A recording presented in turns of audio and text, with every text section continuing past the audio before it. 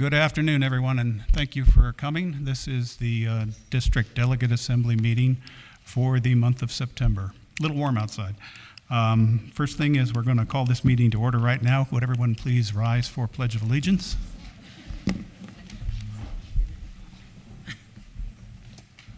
I pledge allegiance to the flag of the United States of America, and to the republic for which it stands, one nation under God, indivisible, with liberty and justice for all.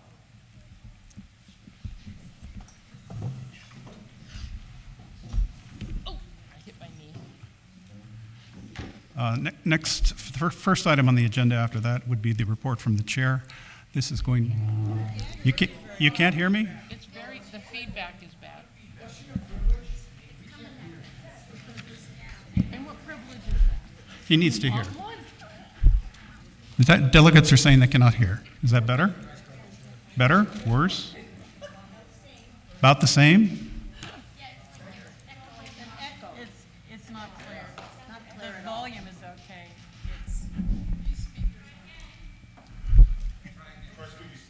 Try again. Okay. Okay. I'll sit back here. From the chair, I would like to just make a few comments. I won't spend much time on this today because we kind of anticipate having a very full agenda with a number of motions that are going to be presented today. I would like to say that it is now, we're approaching election season. I just want everybody to know that the District Delegate Assembly is not the place for election campaigning. It's not appropriate from the Delegate Assembly. It is not appropriate from the microphone, from the audience. And if you go down that road and you are speaking, I will stop you. I have no choice. It's the only way to be impartial. And we will not hear from anyone who is running from election at the pulpit, at the dais, until after the election. After that point in time, we'll see what happens with the agenda, but we are not going to have anybody speaking who is a candidate, no matter what their position is. Okay, and that is all I have to say from the chair today, so we'll move on to the guest speakers. First, we have Michelle Walter to tell us about... What about the minutes and the chair? Yep, sorry. Missed number one. We approve the minutes of the meeting. It's been a motion that we approve the minutes of the August meeting. And yes.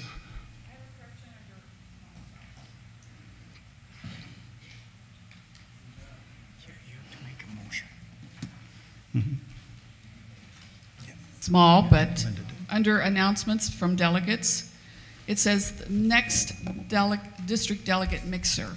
It wasn't the next, it was the first.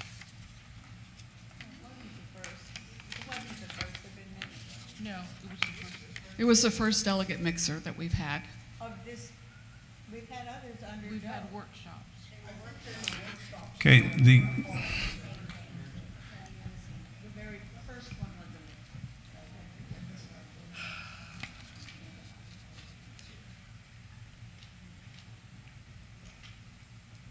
Greg?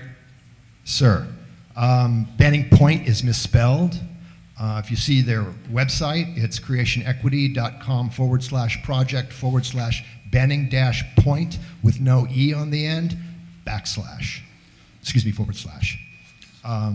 There's also a Beaumont Point that has an E on it, so we probably don't want to risk confusing the two.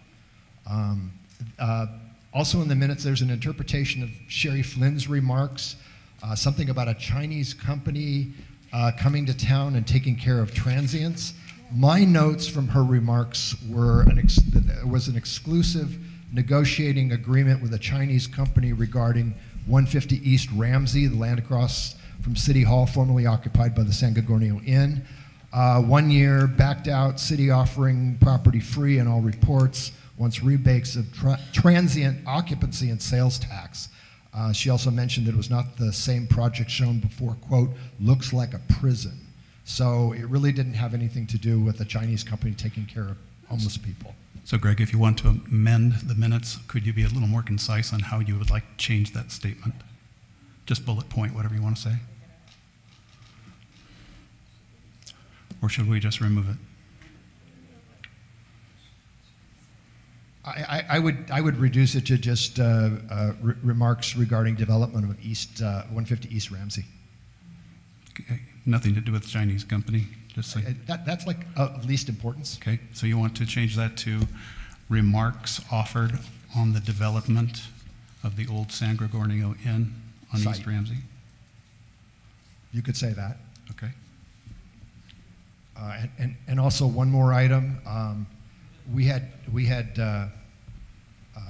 discussion of ARE animal rescue by Sherry, but immediately after that we had Steve Neese make a EPAP animal rescue presentation. So where Steve has mentioned, I think it'd be appropriate to just add EPAP in order to just separate the two, make a distinction. Okay, so you want to just add EPAP to the animal rescue, To Steve Neese's Steve animal Neese rescue. then dash EPAP animal rescue, correct? Correct. Okay. Anyone have any opposition to those changes? None offered. Are there any other comments on minutes? Do we have a motion to adopt the minutes with the amendments as mentioned? Mike has made the motion. Is there a second? I'll second. There's a second. Can we just have a vote? All in favor? Aye. We'll say it passes unanimously. And we move to the guest speakers, Michelle Walters with the Community Awareness Program and also with Welcome Home. Good afternoon, delegates, FSR Master Board members that are here. I have to say, I'm not going to go into a lot of detail because I didn't have very many people participating in our community awareness program. The only person, so I won't bore you with any details because you guys weren't there, you didn't see anything, you didn't hear anything, you don't know anything about it, you don't support it, you don't put it in your newsletter to encourage your residents to come and participate in the community awareness. The only one that was there was Linda, and Linda always does the article, and she does a very, very nice article. But I am very disappointed that we are, and it's not just me, it's EPAP. Nobody comes out for EPAP either. She had 9 people at her presentation. I had 20. We have over 6,000 people here, and nobody from our delegate assemblies showed up. No one. That's pretty sad. And you expect our residents to come when you don't even support us? I'm very distraught about it. And Linda, go ahead. Well,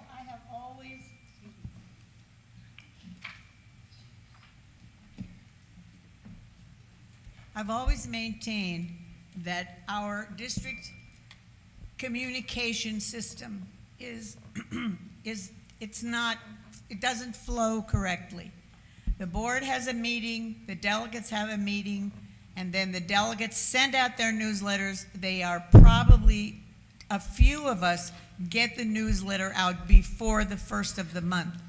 And the community awareness is usually over by the time most districts get their newsletters out. And that's not true, because I give my flyer to Jason a month ahead of time. So you are getting exactly what is going to be happening the following month.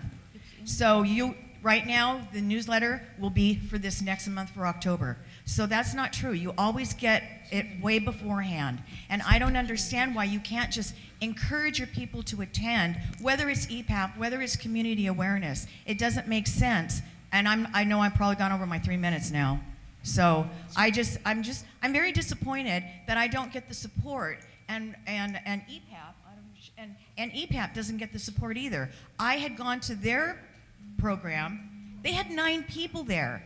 9 people out of 6,000. That's absolutely absurd.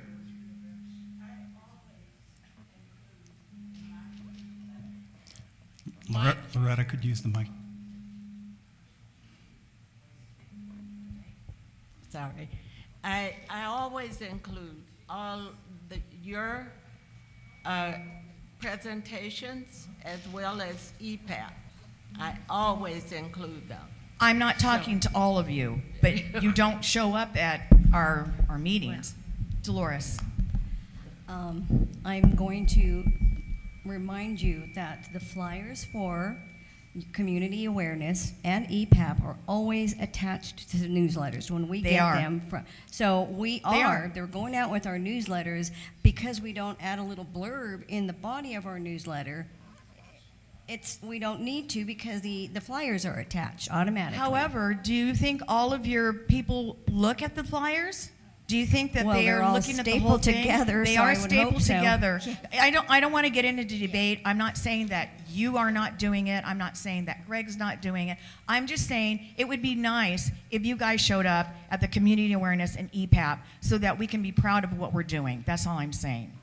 Okay, so now for marketing. I know my 3 minutes are up. I'm sorry, Cal.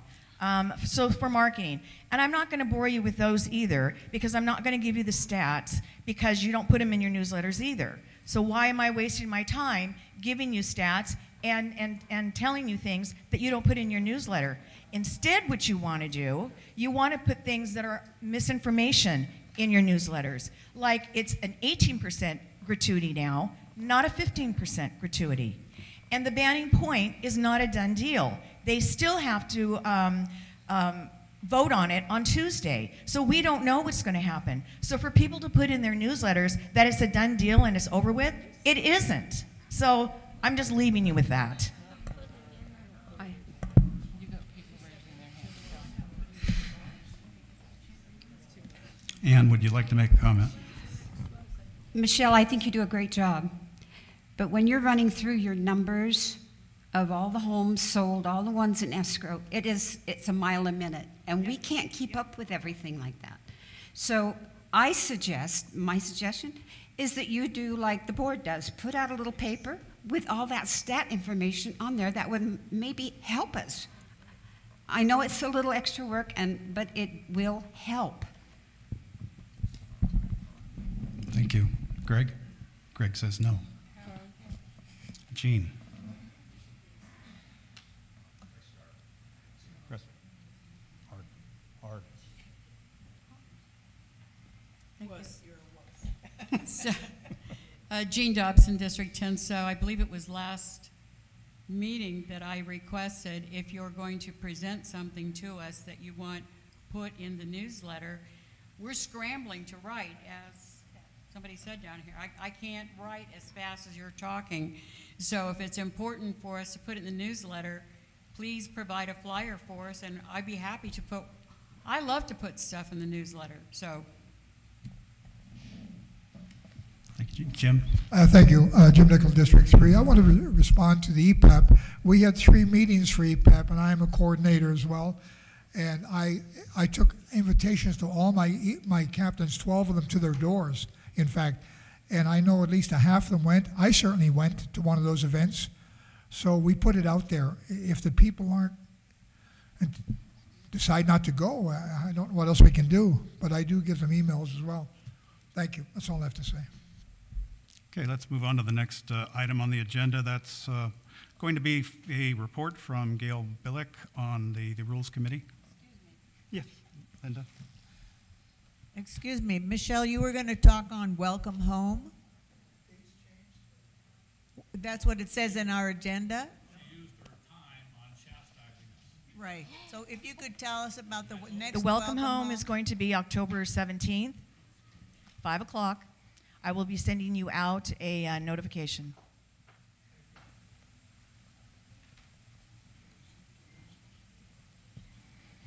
Okay. Next item, Gail. Thank you. The standing rules have been reviewed by the lawyer. At our workshop, it was recommended that the Delegate Assembly take a vote on 6 months or 1 year for residency to be a candidate when filling a vacancy. It's already in the rules and regulations that a candidate be a resident for at least 1 year. So in Section 3, letter D, number 1 on page 4 of your standing rules, we are adding back in at the end of the sentence, and be a resident for at least 1 year. So I'll give you a second to grab your standing rules if you have them. It's on page 4.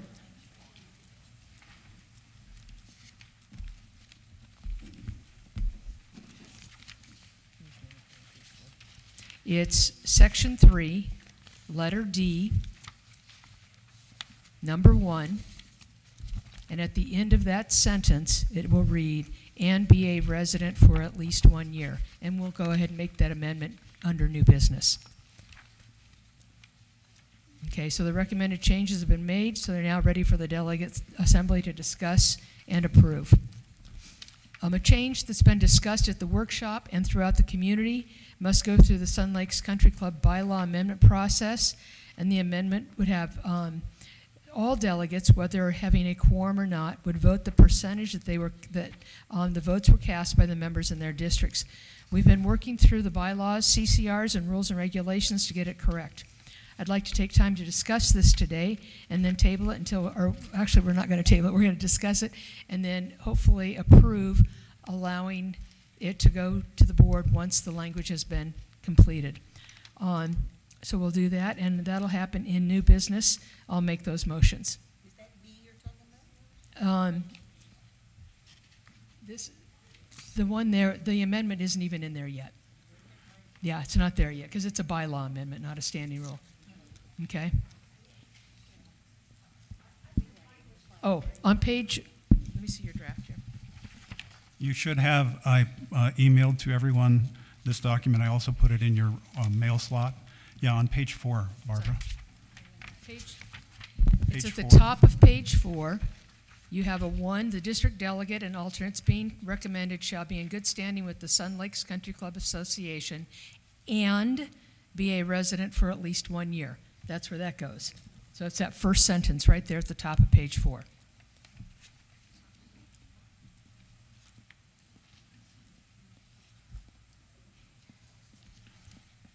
Anyone else need to find it? Okay. Thank you, Gail. Okay, thank you. Next item on the agenda would be a report from Linda Spalding for what's been happening with the Affairs Committee. You want to be heard? Yeah, maybe not. Thank you. A committee of 4 delegates was established to review a code of ethics and conduct guidelines for the Delegate Assembly. It is comprised of Mike Volz, Anita Lawrence, Michelle Walter, and myself. The purpose of this policy is to ensure ethical conduct and integrity for the Delegate Assembly. We have all been elected by our residents to represent them. How we act reflects on them as well as the Delegate Assembly. We are not the only organization that has recently seen a change in the attitudes and behavior of some residents. Many of our golf groups have had to write up similar documents and possible sanctions for its members. We all should be aware of how we act, what we write, what we say, because again, we have been elected to our position to represent the Sun Lakes residents. We invite you to review the attached document thoroughly, and we will try to answer your questions once the motion has been made and is open for discussion. And before you bring it to my attention, accountability is spelt wrong. Thank you. Thank you, Linda. Next, we'd like to welcome Eric Wenzel to the microphone to fill in information regarding Food and Beverage Department. And apparently, Eric must not be here because...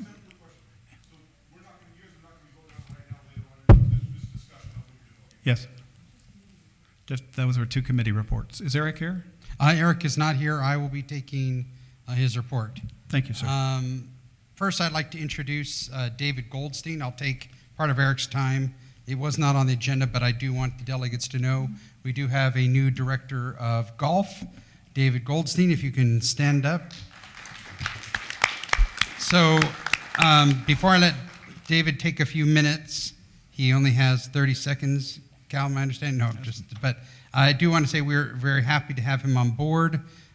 He's has a lot of ideas for working with the community on improving golf utilization, the utilization of our courses, and also we will be having him help with some of the items on our Monday Night Football as prize raffles, a free lesson can be won.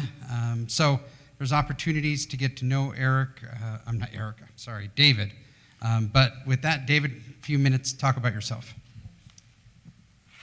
Hello, board, or delegates. And I did kind of went around, and I want to shake your hand and get to know you. So if I do introduce myself 2 or 3 times, there are, just like Mrs. Walter says, there's over 6,000. You know, we have 3,300 homes, double that, right? So I do want to get to know everybody here. I am ecstatic to be here, even though we have about 400, 450 golf members, and I'm probably going to get to know them a little bit more, but I still want to come in on dinner nights, activity nights, and introduce myself to the non-golfers. That's one big thing about me. I'm a personable person, so I have an open door. If you have any ideas, if you want to come and just chit-chat with me and see how the golf is doing, I'm going to talk to you. And I'm going to introduce you to my staff, everything, because I want the whole community to be one. And I think that's what everybody here wants as well. So thank you, and thank you for having me. And like I said, if you have any ideas to make me do better, I'm here for you. So thank you. Okay, I will resume the food and beverage update. Eric did, unfortunately, had to take care of an emergency right now, so I will give you an update. Just 1 second. We can get our phone there. There we go. Okay. So Friday, October 4th, is National Beer and Pizza Day. There'll be you can select a specialty flatbread pizza paired with a selection of local beers from Hangar 24 and Ritual Brewing Company. On Monday, October 28th, National Chocolate Day.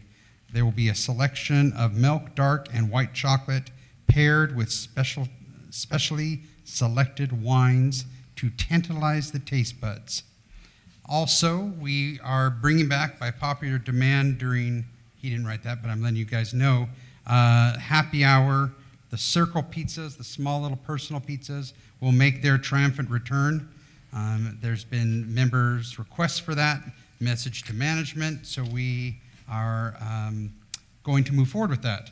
Also, the restaurant portion right now, the Sandwich is open, but the restaurant will reopen on Friday, September 13th.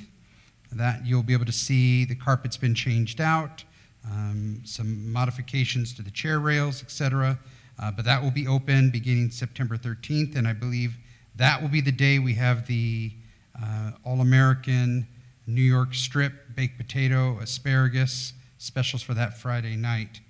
Also, the lounge target date for a soft opening is Tuesday, October 8th. There will be an invitation coming to the delegates for October 7th. The delegates and the alternate delegates will be invited on October 7th for a little event in the lounge so the group can see it. Then October 8th, we do a soft opening with members and with bingo going on. And then Wednesday, October 9th, there will be a ribbon cutting, and that is the formal opening of the new lounge. Yes, Linda?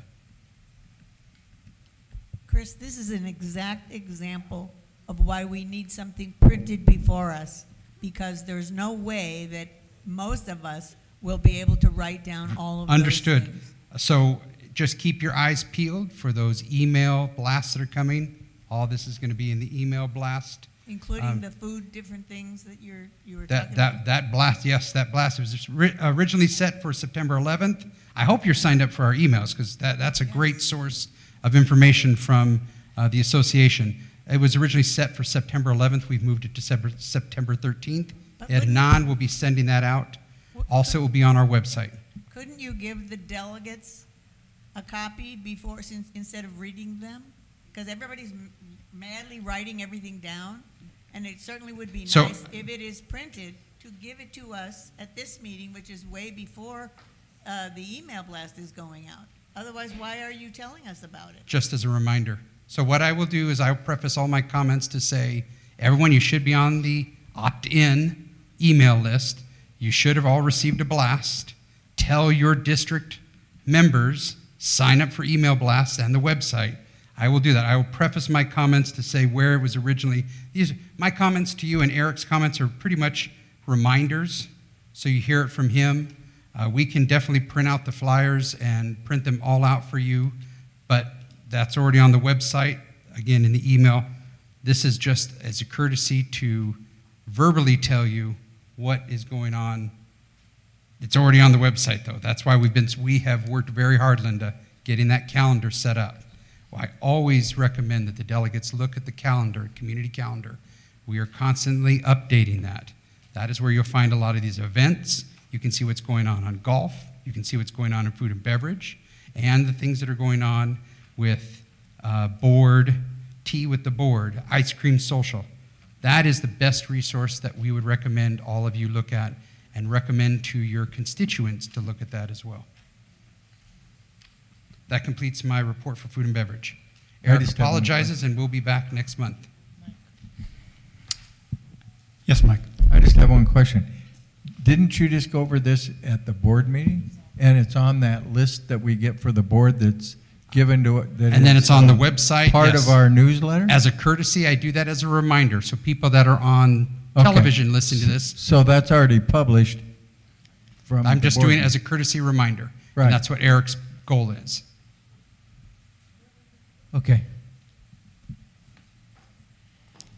Thank you, Chris. And I think Mr.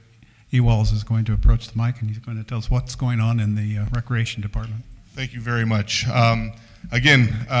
This is out in flyers, this is out in the lifestyles, this is out on Channel 97, it's also out on the website. Just a verbal reminder to you guys so you don't have to write it down in your newsletters. If you need anything, just like you said, tell your constituents to check out 97, check out the newsletters, check out Facebook, check out the website, any of those ideas, the calendar, yes. Message management, yes. Saturday, September 7th. So this weekend, most of you guys have already, either your clubs or your committees have already signed up. You'll have a table at Activities Day. So that's going to start at 10 a.m., 10 to noon. The lobby bar will be open, and there will be a lot of clubs and groups in this room. It's always a good event to come out and see and try to recruit new members, especially for committees and clubs. Moving on, September 14th, Comedy Night. Still tickets available. I think we have a lineup of 3 comedians, $15. It will be seated, so you'll have your seats will already be picked for you. It'll be table, and like I said, we'll have bar service. The lobby bar will be open. So again, just a cheap night to see great comedy acts. Weekend entertainment this Friday. Hot Wire will be out on the veranda. MLC is in the ballroom. Again, we can only move into the ballroom when we can. Unfortunately, Friday night is not one of those nights. Monday, September 9th, last ice cream social. So this coming up Monday, last ice cream social. Again, this you guys we've been talking about for a long time, so your people know. Just a reminder to you all and to all watching out in TV land within the community. $3. We will try to keep it that price as long as we possibly can. I hope I can keep it like the Costco hot dog and never change the price. So we'll see how that goes. Yes, so I will be seeing, every year we do a cost analysis on the ice cream social. As long as my revenues exceeds the expenses, we will not change the price. But again, we'll be checking it out. 2 to 3 p.m. in the Sandwich, Monday the 9th. This will be the last one for the season. We'll see if maybe the committee would like to do something else. I know in the past I've done like pies. Unfortunately, they haven't gone as well as the ice cream has. So we will check that out. A lot more stuff coming up, you guys. We have the garage sales in October, so we'll be talking to you guys next month about that. We have the doggy parade in October. Look for some email blasts coming up real quick. You guys, like we did last year with the holiday decorating in December, we're going to do the same for Halloween. So that'll be coming out here shortly. Linda's getting that out starting October 1st. If you register, you'll be able to start decorating, and at the end of the month, we will judge the homes. We will have, just like we did for Christmas, we'll have first, second, third. We'll have lawn signs, denoting that. And we will be announcing the winners at the October Doggy Halloween Parade on the 26th. Again, all this, you guys, you will be notified a bunch of times way before then. E-Blast will go out. It'll go out, the calendar, everything. Just kind of giving you a heads up of what we talked about yesterday at the Rec Committee. So a lot of good things coming up. As you guys know, as we come into fall, busy time in recreation. All of you guys have parties. All of your clubs have parties. Recreation has parties. Food and beverage has parties. That's a great time. So looking forward to it. Any questions? Thank you very much. Thank you, Jason. Now we have a series of announcements. The first is the Board of Directors. Thank you. The mission statement for the Board of Directors is to maintain and enhance the amenities for the benefit of our membership. Just wanted everybody to be aware of that. It's not to make a profit. On September 10th, the Banning City Council is voting on a resolution to deny the Banning Point Warehouse project. Hopefully it won't be continued again, and we'll have some favorable news after the 10th. The restaurant is being closed from the 26th until the 13th. It's receiving new carpet, new paint, and new decorations within it. I think you'll be very impressed with the cleanup that we have accomplished. Cameras have been installed in the RV lot and will be monitored on a daily basis at the main gate. The lounge expansion is going very well. The anticipated completion date is early October the 7th and is within budget. The grand opening dates will be set, and we planned a soft opening for the district delegates, the alternates, and the committee chairs. So it'd be kind of like a VIP soft opening. Okay, excuse me. Additionally, we've hired a new executive chef, Joshua Steves, who will be starting Monday, September 16th to replace Chef Chris. And you've already met David, so you know about our new director of golf.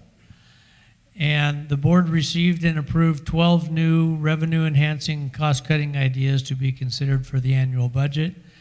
The next executive session working on the budget is September 16th, and a community workshop, this is the important date, will be held on October 7th at 10 a.m. here in the main ballroom.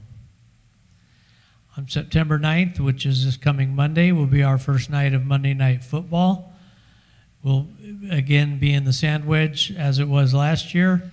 Come out and join the festivities, specials, and then trivia with Tom Kahili, who did a great job hosting last year as well.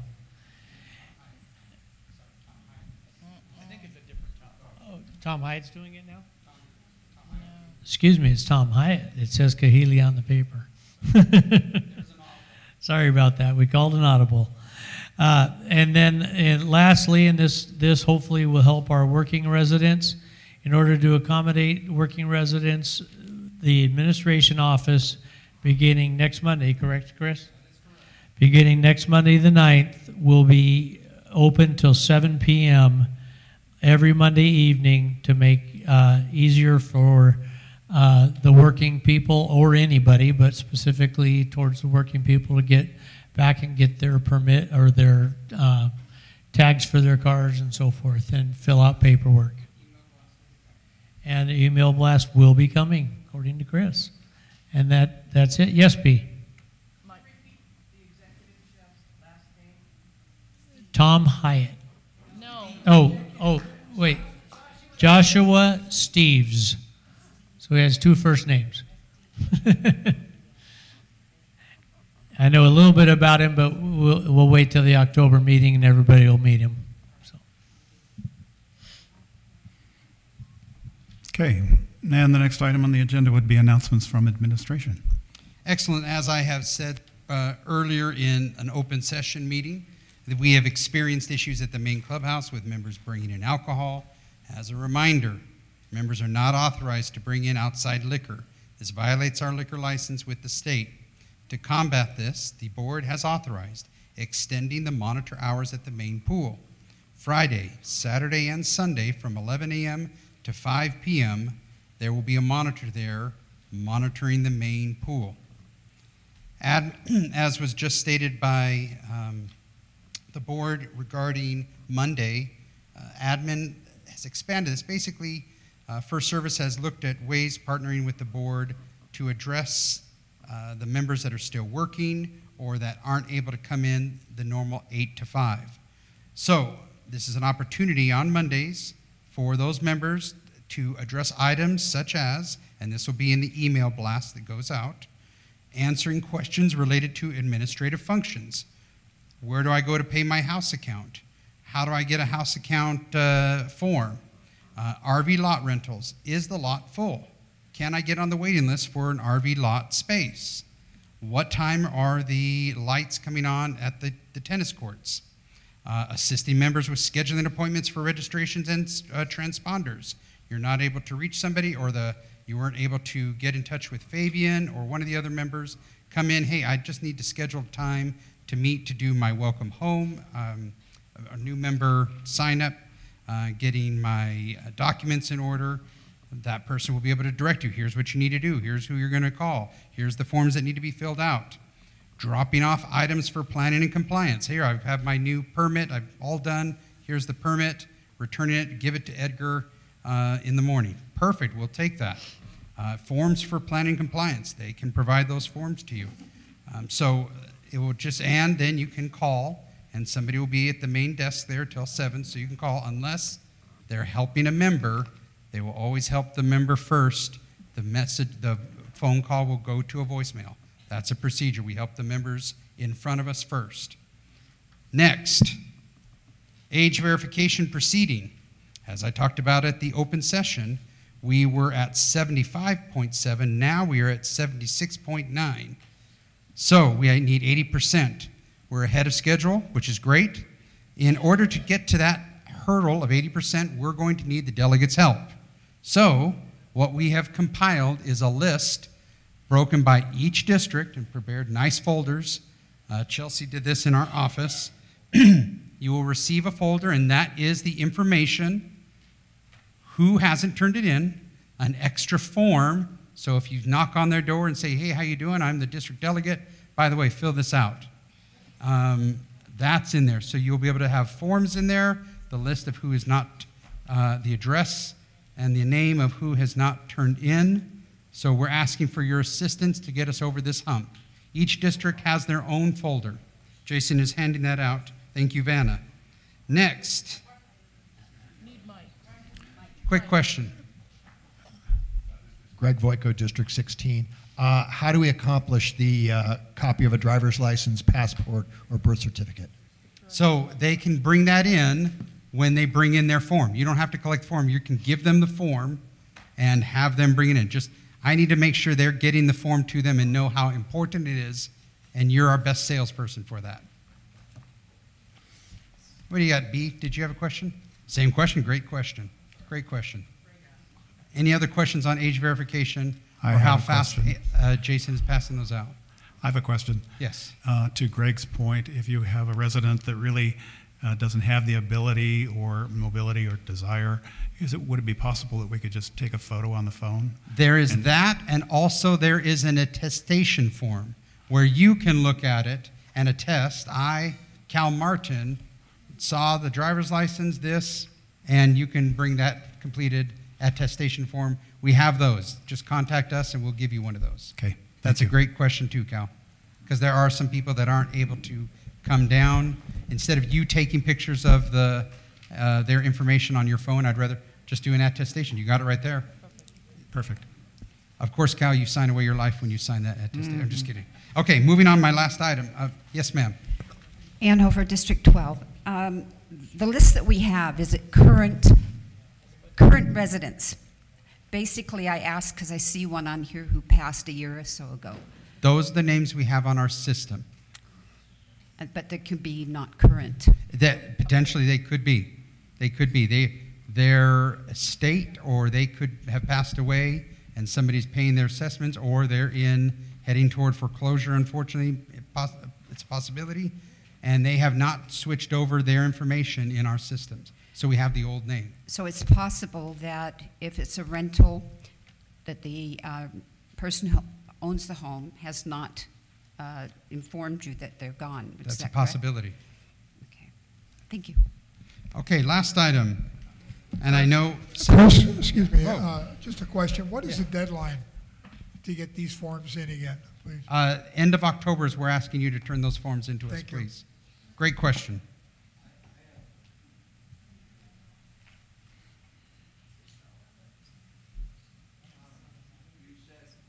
Possibly renters do not, if they're renters, they may not be current on this list? So there are changes that, yes, if say there's an owner that lives there and has passed away, but we still have the owner's name on it because the property has not changed title, has not been updated in the system. It can also be a new renter is in there, the landlord has not updated that information. Please let us know. That is a violation, and we will pursue that. So if you say, hey, you're supposed to be Jim Beam and you're John Smith, well, thank you. I'll take your form and take it back to admin. Okay, and this list of names we have here, is this the people that haven't turned in the forms yet, or is this I believe that's the list. This is my complete district. Yes. Each district, what you have is a list of people who have not turned in their items within your respective district. Okay. Hang on. This list looks like it's everyone in our district. And so does that mean I have to go through all of these homes? Well, I mean, if we're at 76%. We're just asking for your assistance to get through some of those items. Some of you have large districts, and there may not be the percentage within that district that has returned back their forms. It happens. Some districts very well. I think the question over here first, then you, Anita. I recognize some of these names as new residents this year and who in fact attended the Welcome Home.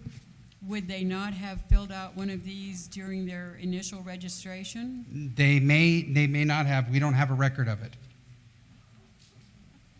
So what we did is we went through the list of everyone who has turned in their forms. They may have received it during the orientation with staff, but they didn't turn it in. They don't turn it in right then and fill it out? Not on the age verification, they don't have to. They can take that back. Thank you. Anita.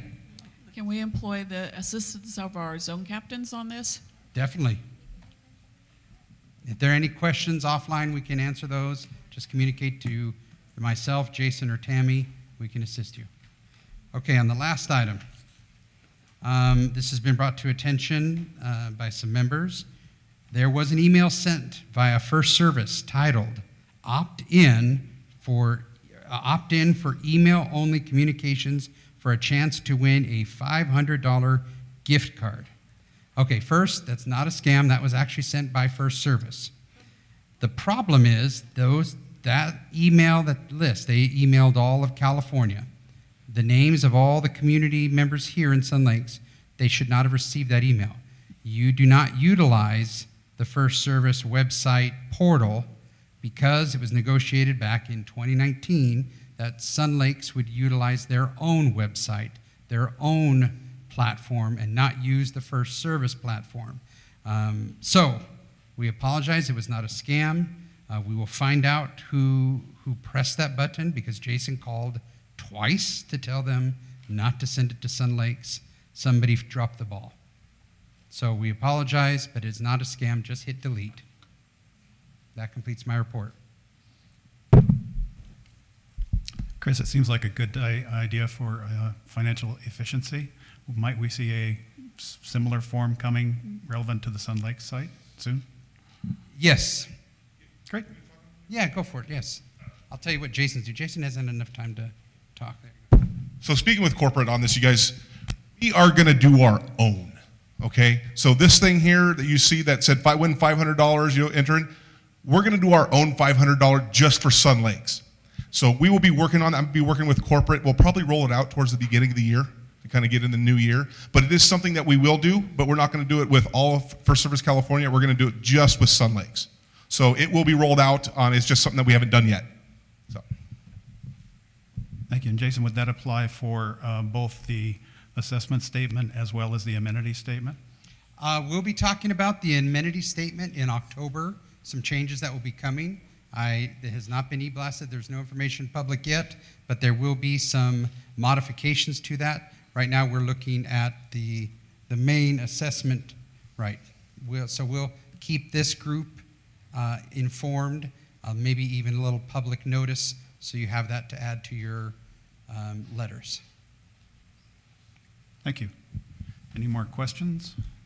And we'll move to the next item on the agenda, which would be announcements from the delegates, and we'll start with Barbara.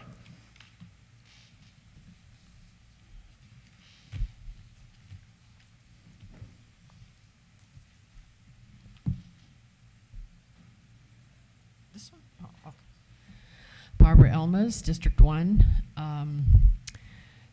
Our district participated in the Fill the Cupboard this last month, and we did a pretty good job, I think, and that's all that's been going on in our district.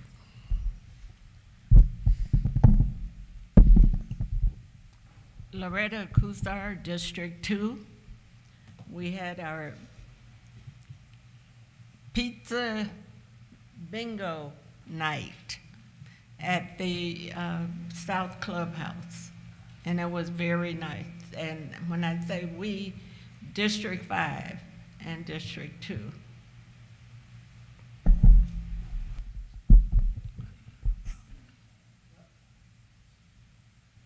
Good afternoon, Jim Nichols, District 3.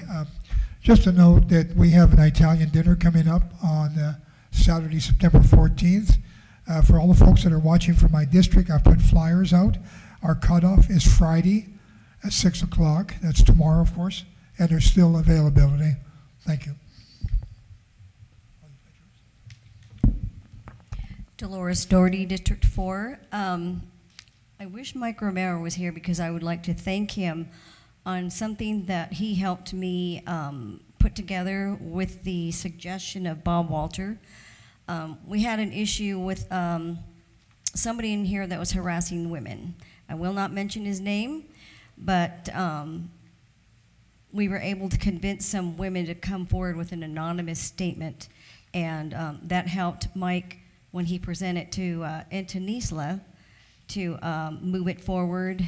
The board saw that there was that was a really important issue, and I appreciate that Chris and Jason also got on board and made sure that we had additional security on Friday and Saturday nights. Hopefully this person will be out, if he's not already out, in the next couple of weeks. So thank you for all of you that were involved.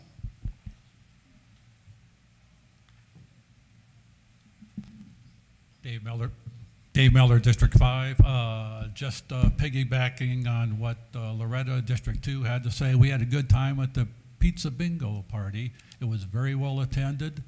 And we gave out for prizes, we gave out for the winners of the bingo, we gave out Sun Lakes gift cards to the pro shop and restaurant. So it was a lot of fun. Thank you.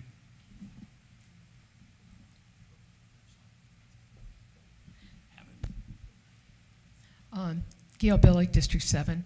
We're in the process of planning a block party for October 6th from 4 to 7.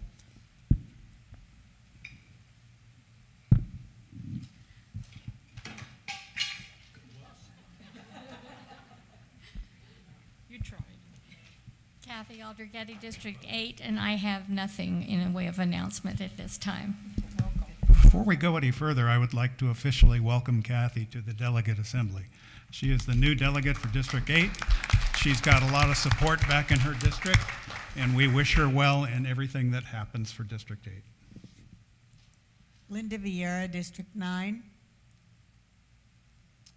It has come to my attention at several meetings that many people in the community are not aware of the Fill the Cupboard.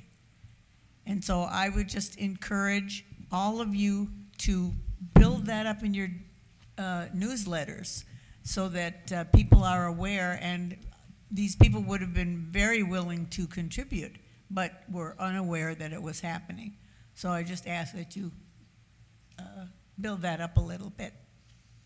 The other thing is I have a report of 3 pit bulls in a house in my district. I don't know who to report that to. My zone captain who was sending out, tell you? Okay. Okay, that's it. Jean Dobson, District 10. We have our last nacho night at the pool this coming Tuesday. I hope everyone will help end the season well, despite the heat. We've had District 23 join us for our Christmas party in the ballroom here. Last year it was District 10, 11, and 15, and now District 23 will join us. So that's going to really fill out the ballroom, have a nice time. Jason, I think at the August meeting, I mentioned the damaged table, the perimeter of the tables here. Is this the fix? The duct tape? You said they were coming out within I thought it was days. Yeah, I was hoping a week, but no, it's still kind of delayed. They still haven't been here yet? Sorry? There's 66 tables coming.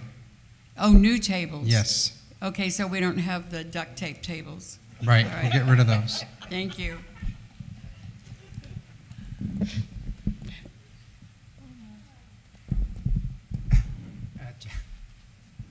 Jess Ocampo, District 6. Gail, I'll try to encourage my lady partners to partner with District 7. Okay? Thank you. Nothing to announce. It's so peaceful in my community, you know. Ann. Ann Hofer, District 12. We also did fill the cupboard and had a great response from our district, and I want to say thank you to them all. I did put in my newsletter to them. I had a discussion with Anna at the senior center, and she informed us that they don't only get food, they can receive clothing. And because there's more than the seniors there, they feed the seniors, but there's more that come in that need clothing and items that they can use. So I just wanted to pass that along in case, you know, we need to maybe look into that. And that's all I have. Thank you.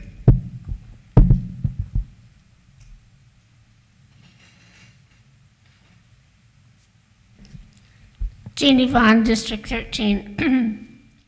We are going to have a drop-in in a month or so to raise funds for Winter Wish.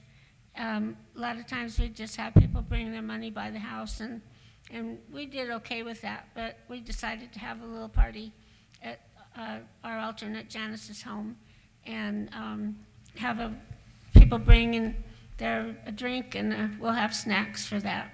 And then we also will be doing the same thing again after Christmas for Fill the Cupboard.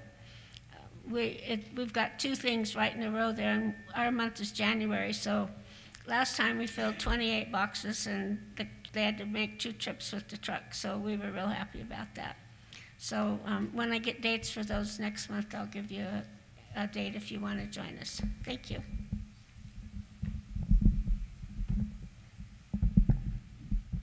Hi, Carly Beeks, District 14. I'll scoot back. I have a question that I'd like to ask Chris and Bob. It's regarding the park. It's regarding the parking situation here in Sun Lakes. We have residents that are parking on the street and in their driveway, and they'll get a parking permit, and when that parking permit expires, they go get another parking permit. And they're doing this on and on and on. And also there's individuals who do not get parking permits. So my question to you is, how do we handle this situation? You can let us know the area, so your district, reach out to Jason and myself. There are some we go through, we see this. Some either have X amount available to them. We've also seen that there is an attempt to switch vehicles, so it's a different license plate tied to. Let us know so we can then begin monitoring those areas with patrol. We have 1 patrol at night, so we need to make sure, identify areas that are concerns, and we can, so just let me know, and that's for all districts. I know one delegate has done that, has informed me of vehicles parking in their area. And so we've made it a point to have patrol go out there between 2 and 3 in the morning or early morning to see what vehicles. So please just let me know what streets there that you're seeing this, and we'll take a look at that. Okay, and because certain homes have like 4 vehicles to the home, and 4 vehicles cannot park in a garage. So I'd appreciate that. I'll let you know. And then also October 2nd, we're having our Oktoberfest, and we're excited about that. And my turn for District 14 to fill the cupboard is also in October. So we hope to be successful in doing that. Thank you.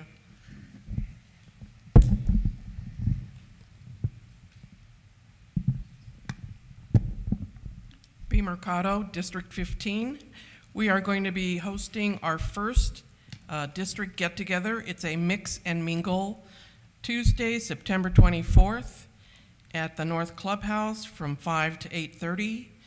And we are going to be fed by El Taco Real.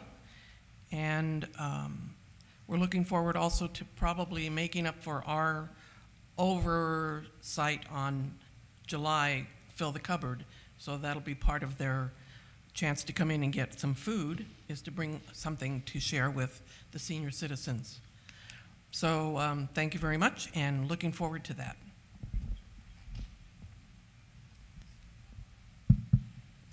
Greg Voico, District 16. We have Fill the Cupboard this month. I've already made arrangements for Banning Senior Center to pick up our goodies on the 30th. We had a water leak on our street early in August between two houses that currently aren't occupied, so I took it upon myself to reach out to Banning Public Works.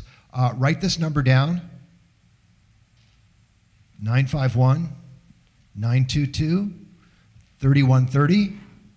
That number again, 951-922-3130, and ask for Cheryl.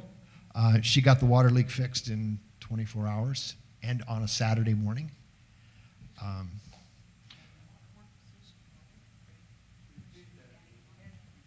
Public Works. Public Works. Sorry to say that we lost our treasurer, Pauline Williams. She has resigned.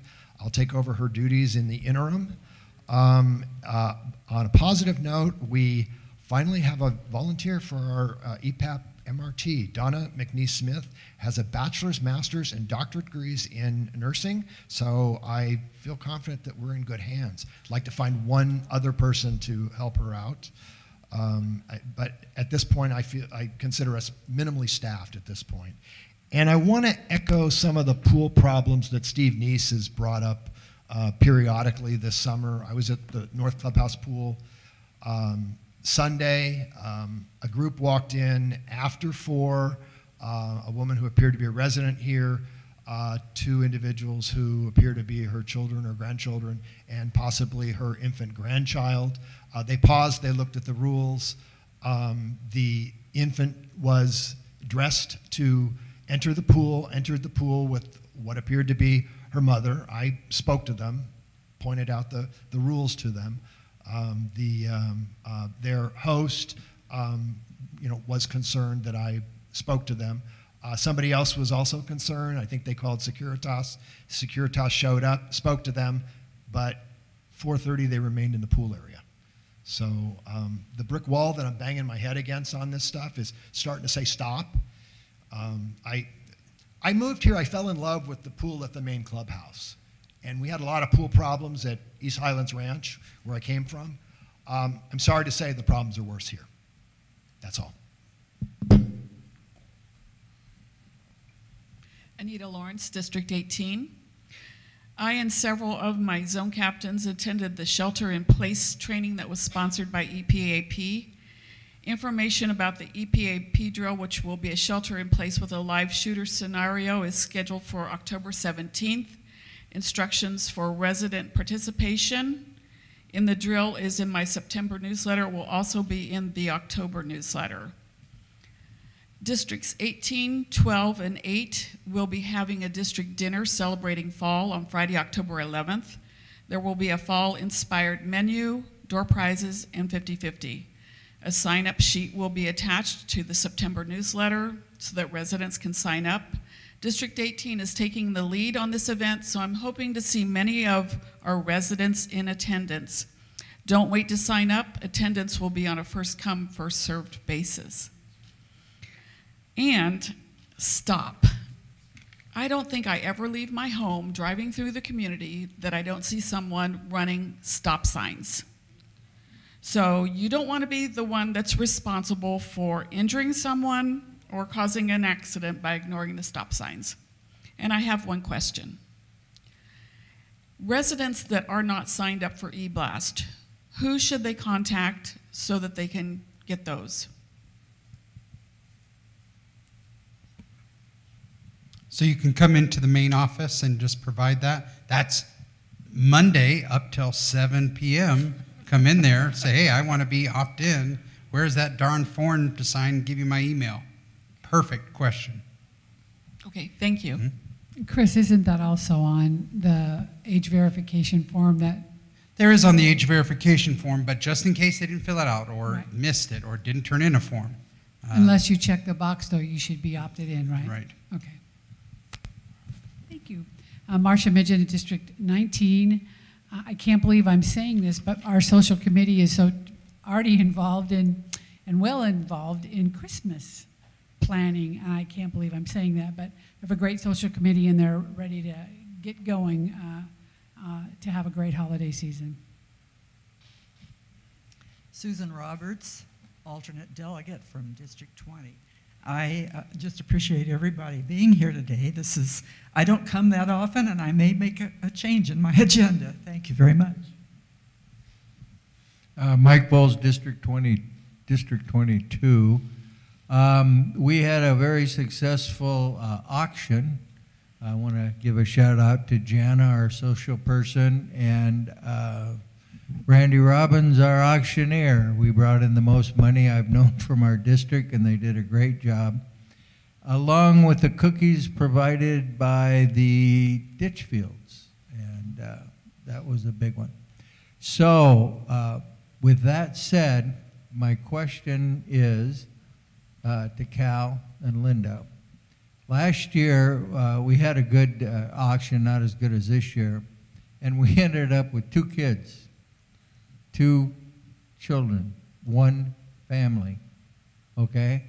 Somehow, I hope you're able to find a better distribution center. Maybe ask us or put out a form or we fill in something to state how many families we can afford to support. And it was kind of hodgepodge last year and first come, first serve. And this year, I hope we do a better job on that.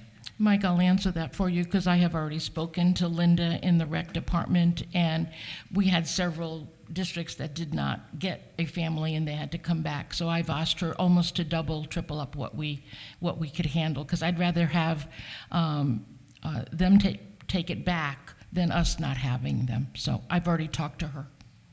Okay, very good. What was the other? I can't remember what else. I'll save that for next month. You really won't remember. Howard Katz, District 23. Last night we had a presentation on the senior center, and the lady gave us a wonderful introduction. The thing that she asked most about was many of the seniors that pick up cans of food can't open them. They have no can opener. So she said, please find a way to donate can openers with your food and make it helpful. Thank you. My turn. Linda Spalding, District 17. First, I want to say we had our first district delegate mixer for 2024. I want to thank Dolores Doherty for helping. She was at the door welcoming everyone that came in, and we asked 2 questions. What brought you to Sun Lakes, and what was your first job? And it was very, very interesting to hear the answers. I will say we had 17 in attendance out of the 23 districts. I think that was very, very good. 2 districts, David and Loretta, had events planned for the same night, so you missed a great time. The food from the restaurant was amazing. The charcuterie boards, the bruschetta was just excellent, top notch. So thank you, board, and Chris, if you'd relay that to staff. It was amazing. I want to talk about attendance. And here we are at our delegate assembly, and there are 15 of you there out of the 3327 homes. Michelle is passionate about her projects. I think sometimes I'm glad I can control my Irish Portuguese high octane I might get, but we're all passionate about our districts. So the question is, how do we help each other to get better attendance? How do we get residents out to our district events? Where's our popcorn machine? Why don't we have it here? Why can't we have cookies? Why can't we have gift cards to entice people to come to our events? These are just a couple of things, but what can we do to help each other? And all of our committees. I know what EPAP goes through. I live with the guy. So I hear it almost every day. I know Michelle you are hot today, and I understand, you know, because you are passionate, and to have not a lot of people here, it's discouraging, because you want to ask yourself, then why am I doing this? So let's work on helping each other. I think it's great districts are now sharing their Christmas party, because otherwise we wouldn't have many at our parties. So, so maybe at our workshop tomorrow, maybe we can talk about ideas on how to encourage us to get better attendance. And I know the master board meeting, you're the same way. There isn't the attendance, you know, that we used to have. So that's all the comments I want to say. Thank you. Cal Martin, District 21. We did a cornhole tournament here in the clubhouse the 10th of August. And it was fast-paced. We finally got through a double elimination bracket, and I think everybody had a pretty good time. And that's all I have to say from District 21. If there are no other comments, we'll move to the next item on the agenda, which would be old business. Does anyone have any old business they want to bring forward? Chris.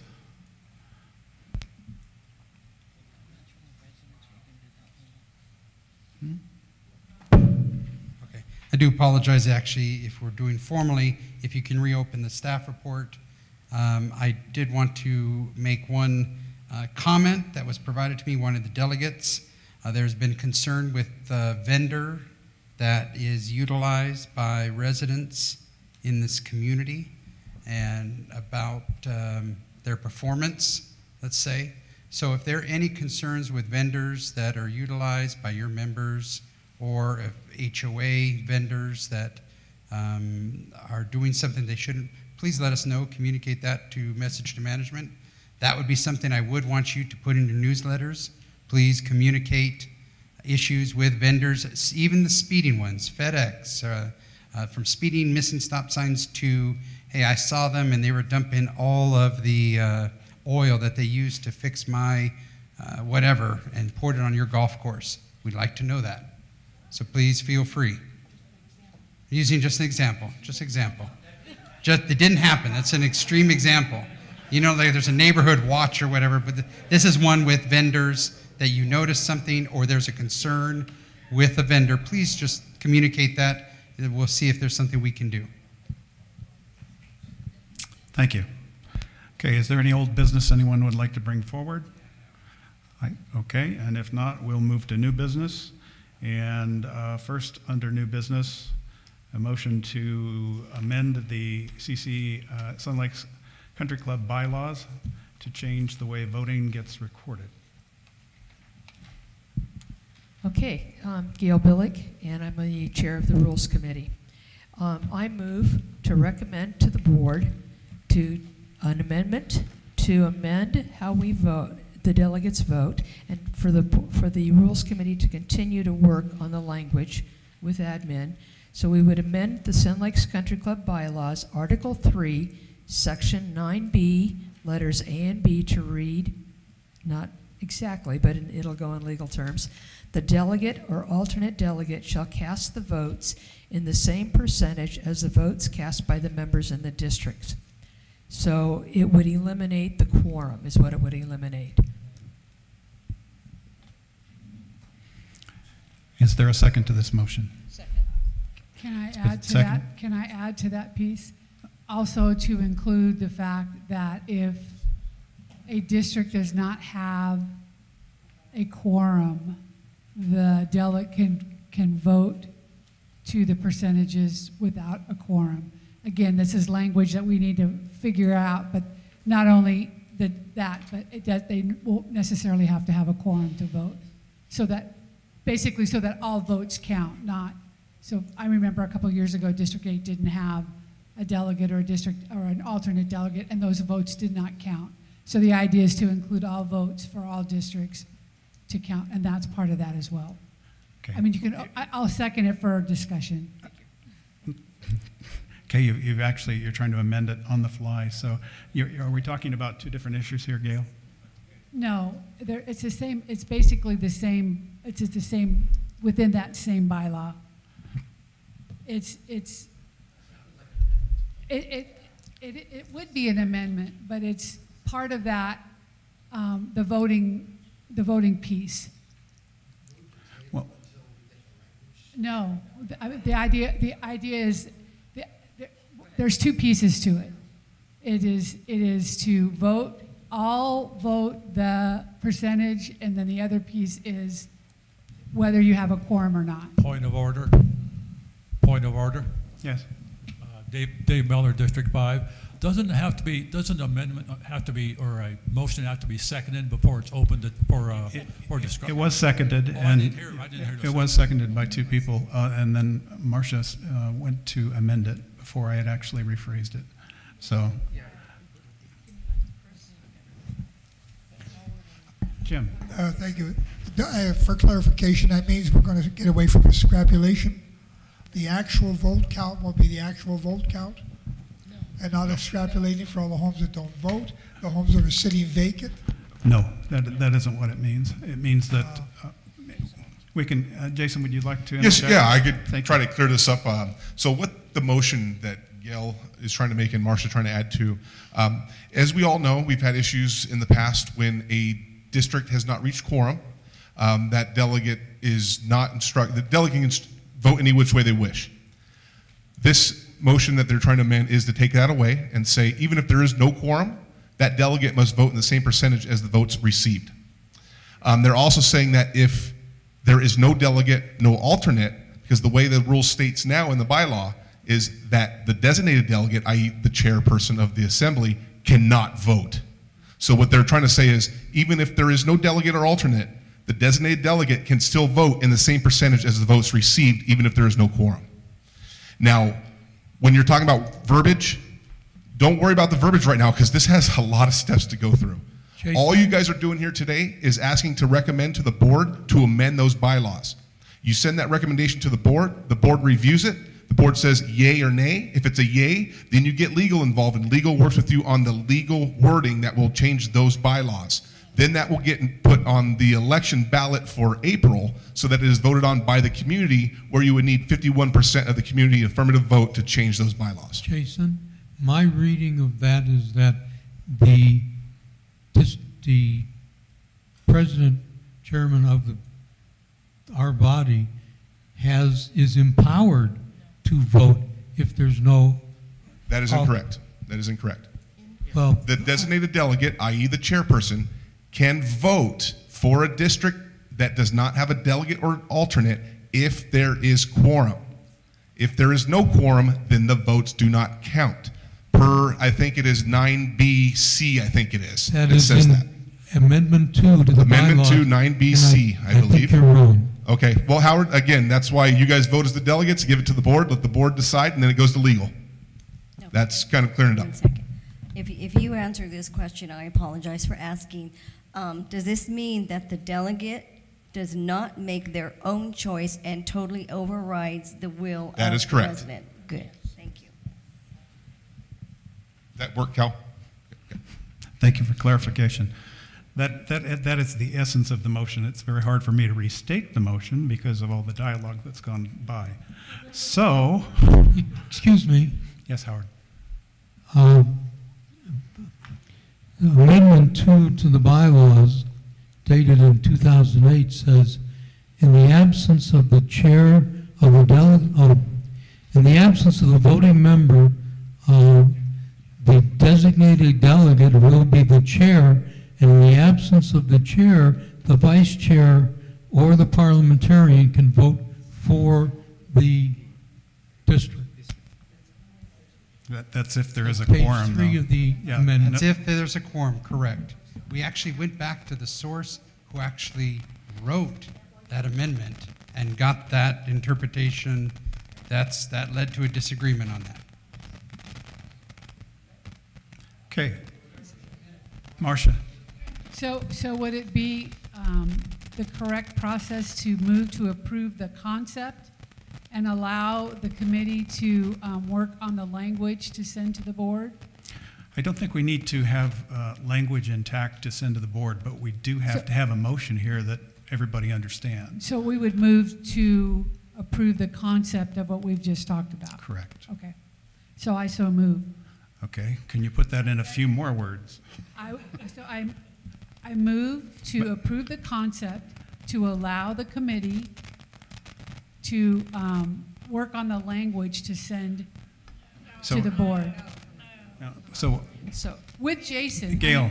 Okay, so we want to, we're asking for a motion to send to the board the concept of changing the language, amend the language so that the delegates' votes reflect what is voted within the district, whether there's a quorum or not.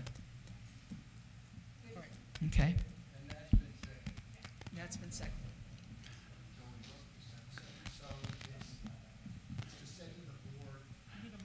Microphone, please. So it's to send to the board that we're going to eliminate the quorum requirement. Is that correct? Am I hearing you correctly? Yes. That's part of it. That would be part of it. Is that a yes or a no? Yes. Yes. So I hear a yes, a no, a yes and a no. So, yes and no. No, you are not eliminating the quorum requirements for the election. No. Yes, you are eliminating the quorum requirements when it comes to the instructions to the delegate. So when the votes come in, you have quorum in your district. It says vote 67% this way, 33% this way, right? So that's how you put your vote.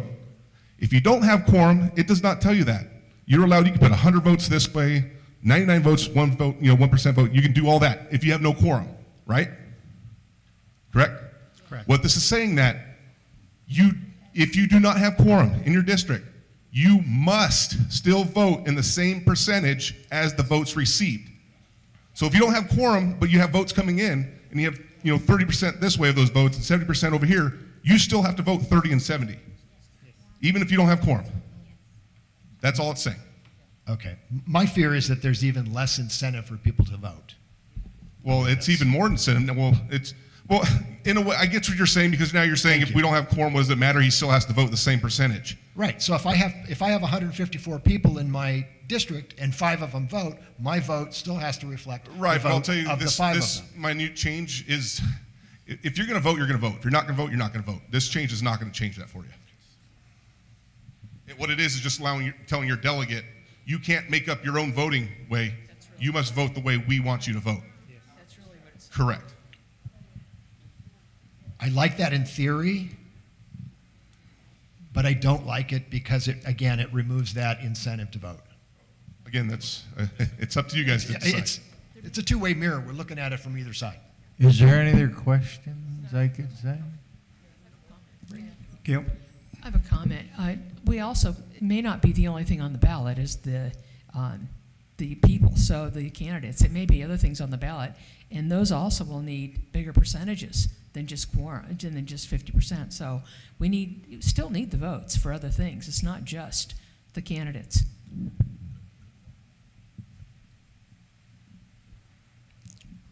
Okay, Gail, can you restate the motion then? As amended to its current form. Okay, let's try this again.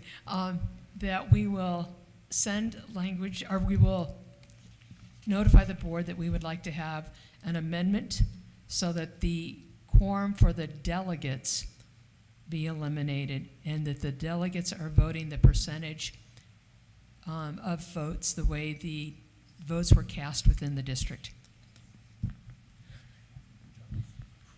So let me see if I can, this is the motion before us, and if I can repeat it now, we are moving to recommend that the board put on the ballot a change in the bylaws that would not allow the delegate a free vote if there is not a quorum. He must vote in the percentage that his district has voted in. That's not very concise either, but that's why we have attorneys. Okay. Is there any more, Marcia? Yeah, that's kind of, it's been really, we've been going back and forth on this. This is not a simple language piece, but the basic thought is what Gail just motioned for. It has been a very, poor Jason's phone has been, we've been bugging him a lot. That's why he knows a lot about where we're going with this, trying to change this language. But basically, it's just to make sure that all the votes count no matter what. So. Greg. So, and Mike seconded it, by the way. I suggest we table this until we have more opportunity to consider it. I suggest we take a vote and we go from there. Okay. Mike is called for the question. All those in favor, please signify by raising your hand.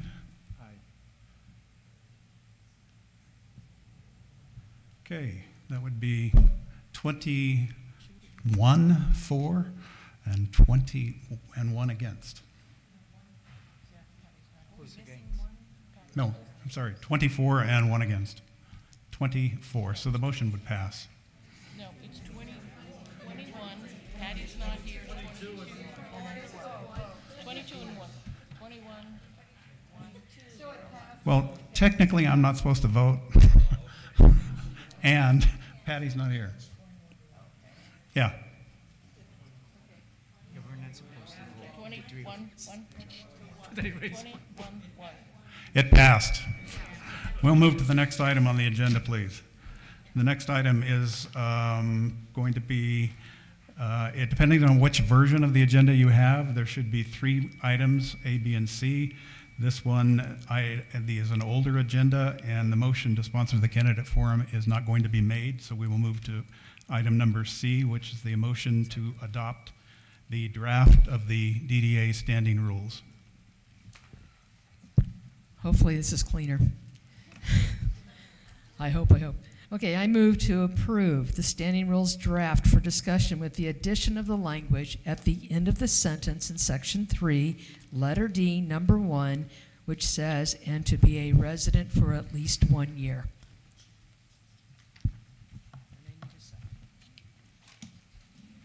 Is there a second to this? There's a second from Marcia. Okay, and now it's open for debate. Does someone want to speak beyond Gail for this motion? Linda?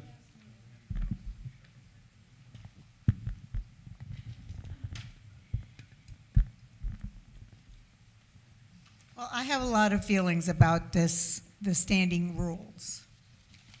One of them is that it needs to be proofread before it moves. Pardon me? Right, so it needs to be proofread. I want to know, basically my feeling is that I don't mind and I welcome being told what the duties are of a delegate, but I personally resent being told how to behave. Standing rules don't. I'm 82 years old, and I don't need to be told that I need to act in a professional way. What does that mean? Linda, is there a particular section in the document you're referring to? Well, let's see. Meet from time to time. This is number, you have it as number 3, it should be number 2. Meet from time to time as the delegates may decide to study and discuss issues if important to the Sun Lakes Country Club, HOA, and its membership as a whole. Isn't that what we do once a month? That whole section is redundant to me. It's on the first page. Okay. Number 3, you have it as number 3, although what you have as number 2 is really is B. Meet from time to time. Don't we meet monthly to do that? Linda, if I'm not mistaken, that's already written in the bylaws, that exact wordage. That exact verbiage, it comes directly from the bylaws. Yeah. So that's already been there for years gone by. Okay, this is the draft. This is a draft because of the changes, but Okay. most of the basis of the document has been taken from our standing bylaws now. There is no significant changes. Nobody's. Okay, I don't know why that is even in there. Even if it has been there, if we're doing a whole new document, let's get rid of that. That's redundant. Maybe I should digress for a second. What we're doing here is basically establishing a set of foundational documents that are for the delegate assembly. They're not for the larger community. We've taken the wording from the larger community of Sun Lakes. In the bylaws, when the delegate assembly was established, we took that wording and incorporated it into this document, but there has not been substantial changes to the bylaws that have been in force for decades now. There are some minor changes because they apply to this group in particular. Okay, what are the changes? What are the things in this document that are being changed from or being added to? Because I don't know how to differentiate that. I haven't read the CC&Rs. Yes, I would suggest that, again, what is it about this particular document that is upsetting to you, or would you like to change? Because then we could address that. But going back to some other document for comparison purposes seems to be not. Okay, I don't understand why this document is here. Cal? Howard. As far as I know, standing rules are to be administrative in nature and not deal anything with parliamentary procedure. Item 2 in this set of standing rules is parliamentary procedure oriented, talking about duties of the vice chair, talking about presiding over meetings and so forth. So in my opinion, item 2, district delegate assembly, and item 3 should be stricken in their entirety because they are not standing rules. Standing rules are administrative, such as the agenda should have the following things in the following sequence. Administrative items are standing rules. What is in this set of standing rules are parliamentary procedure things that are in our bylaws, and therefore these standing rules will need to be voted on by all members of the homeowners association. You cannot put them in the standing rules. Sorry. No. Gail, you have an answer? Gail has an answer. We've gone over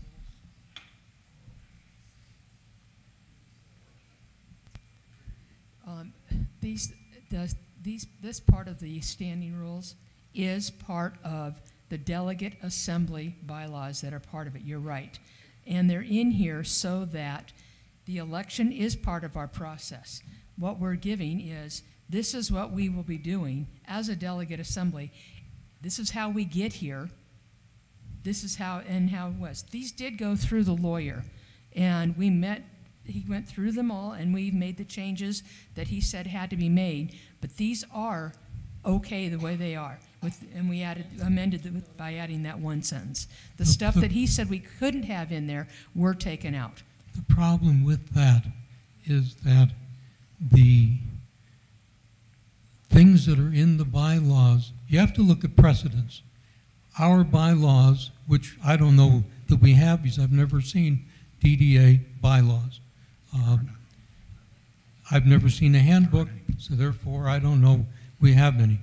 The association has bylaws, and our bylaws, if we had them, have to correspond to the bylaws of the association and the CC&Rs of the association, the Davis-Sterling Act, state law and federal law.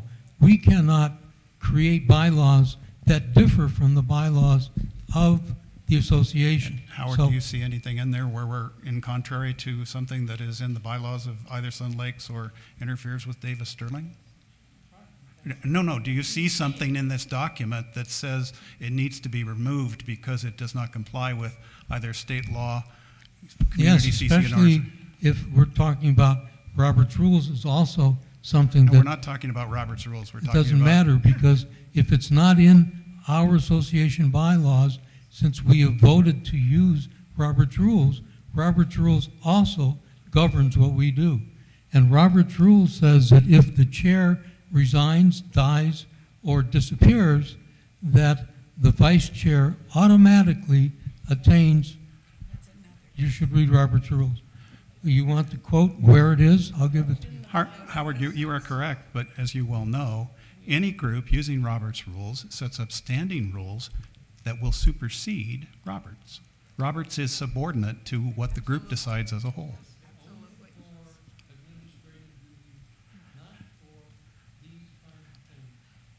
Okay.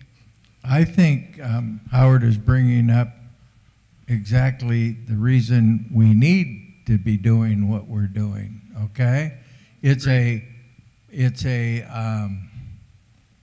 mechanism, whatever you want to call it, to get our district delegate rules together,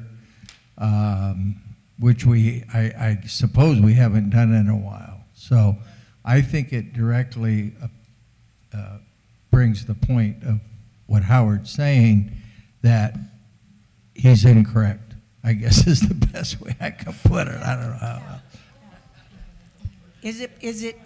Am I correct in assuming that the purpose of this document is to codify the delegate rules about voting? Is that the only thing that is the change that is going to be in this document?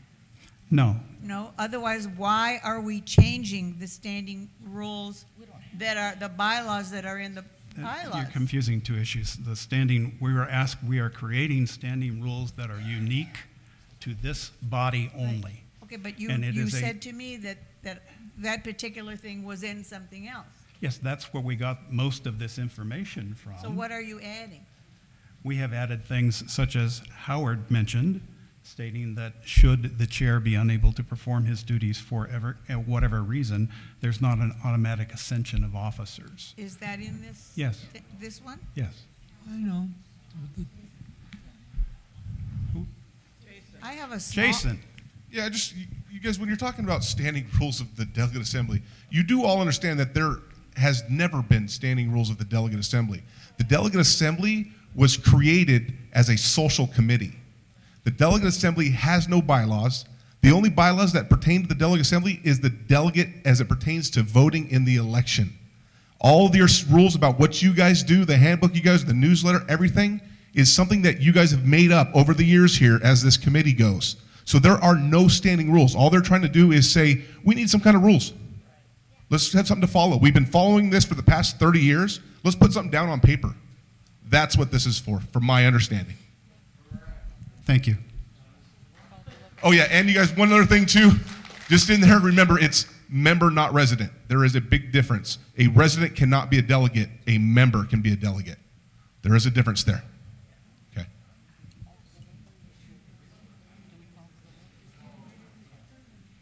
It's up to you. Is there any more discussion on this point? Would someone like to call for a vote? I'd like to bring everyone's attention to some information that I shared with you some time ago, but I'd like to share again. Information from Michael Morrison, the registered parliamentarian I reached out to after our March meeting, and he offered, it is clear in the bylaws, section 9A amendment, that the vice chair takes over from the chair in the chair's absence. Greg, I don't think going back to March and trying to bring out something that happened in March is productive for us at this moment in time, nor is it germane to the discussion that we're having right now. Well, how do you know it's not germane if you're not going to listen to me? I already read it. You sent it out in March. Okay, that's just your opinion. No, Can't I read everybody it. else listen to it? You're talking about opening up something that happened in March to debate it again, and there's no point in doing that. Do you? Call for the vote. We have a motion to call the vote. Is there a second? Okay, all in favor of adopting the standing rules as presented in the written document that you received a couple weeks ago by email and the printed one in your box, with the addition that Gail gave us for page 4 in paragraph, top of page 4,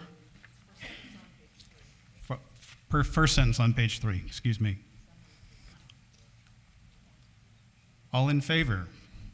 Raise your hand. 1, 2, 3, 4, 5, 6, 7, 8, 9, 10, 11, 12, 13. That's 13-4 opposed.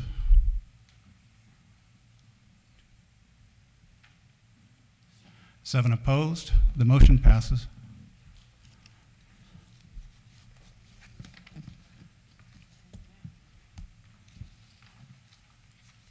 Okay, and the last item here in the new business deals with the work that the Affairs Committee has been doing regarding the ethics and behavior code for the Delegate Assembly. And I think Ms. Spalding has a motion to make. I move that we approve the Code of Conduct and Ethics as written with the correction of the spelling of accountability.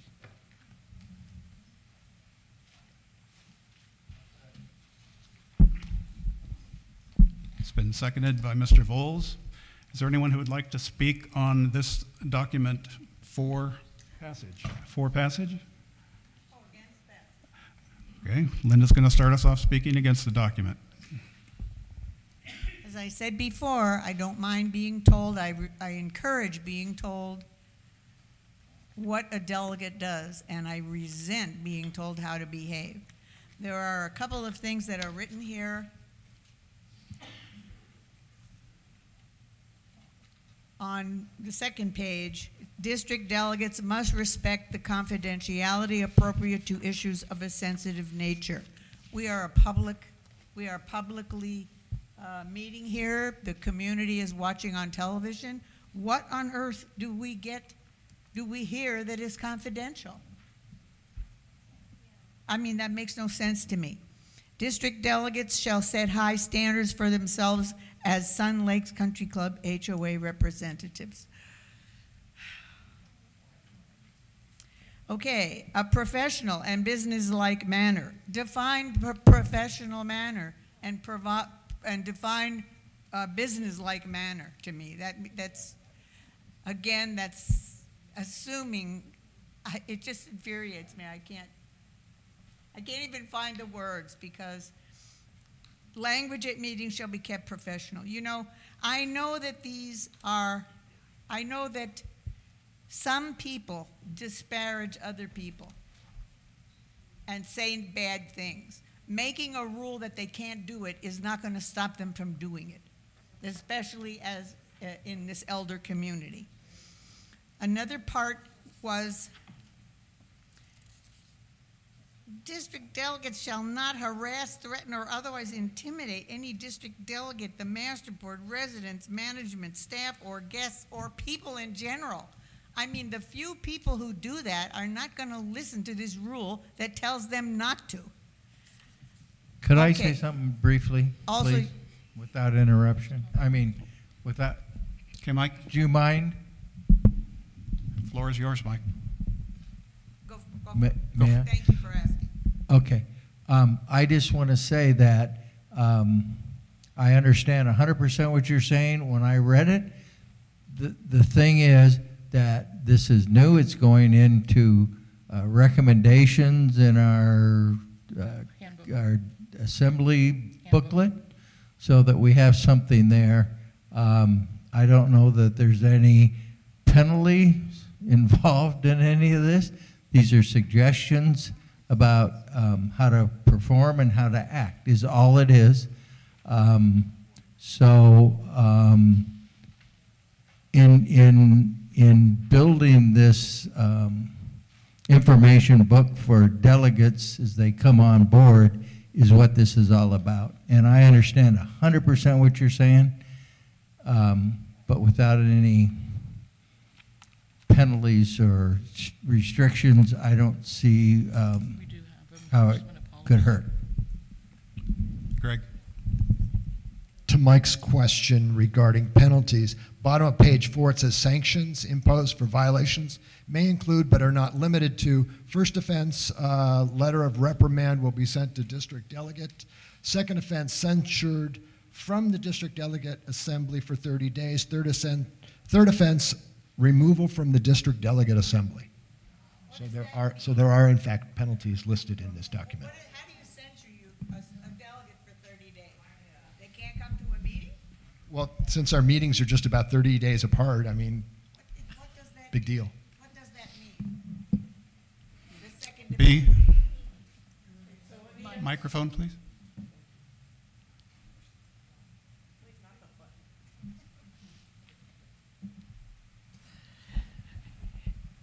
The times we are in right now are very different from how we grew up, and we are beginning to see inappropriate behavior around the pool, in the clubhouse. It's happening in other clubs. It's being addressed there. It's no different here because we have seen that conduct. We have heard about the conduct. We see it at the board meetings. It doesn't mean it shouldn't be addressed. It shouldn't be ignored. We all have standards that we hold ourselves to. Yes, you will not regulate those that want to continue being rude and abusive, but there has to be a step where you say enough is enough. This is how we want to conduct ourselves. You need to abide by that in order for us to make progress. We have to hold ourselves accountable. And it's also like confidentiality. Dolores never mentioned anyone by name when she discussed what was inappropriate about the veranda or the music and the assaulting, accosting, however you mentioned it. She kept it in confidentiality. That's what that means. It's out in public, but it's also no names mentioned. The administration are the ones to hold that accountability. So I'm looking to have you understand it's necessary right now. It's something I would like to see in language written down so that when people abuse that, we can go back and use that to try to help them to see this is not how we want to conduct ourselves.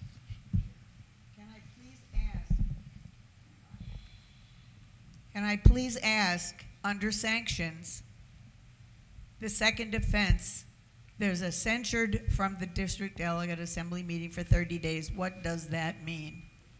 You are not allowed to attend the meeting. The next meeting?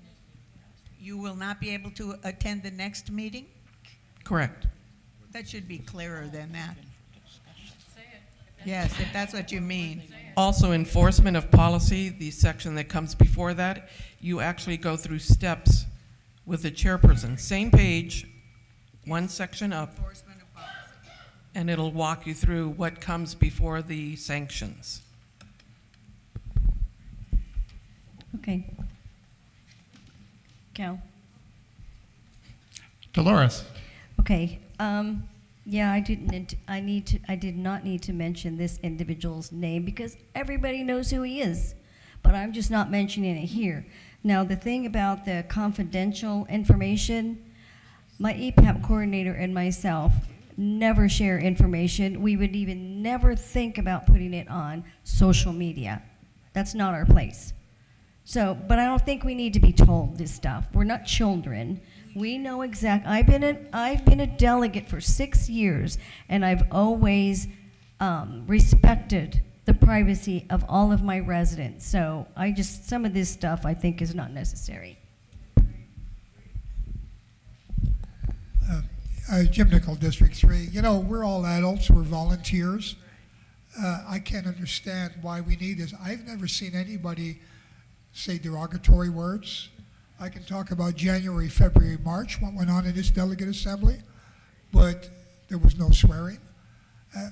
We conduct ourselves. I'm in my 3rd year. I've never seen any issues, so we have Robert's rules. We do fine. Thank you.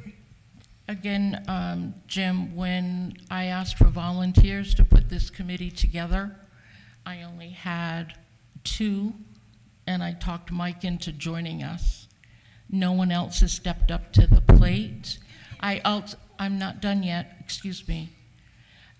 We have had delegates who have been drunk on the veranda. If their residents were to see them, do you think that's the representation that they want? We have seen emails come from delegates saying certain things.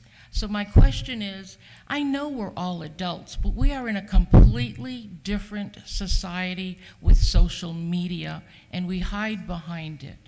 It's just a guideline. If you have a lot of opposition to this, then we can table it and come to the workshop or come to the meeting and change it so it works. We have to have something in the delegate handbook. Again, for over 2 decades, we have nothing in the handbook. Well, it's worked all along. It Let me say, what you do outside of this assembly is what you do, and that's who you are. In this assembly, we conduct it in a professional manner. Everybody's respectful.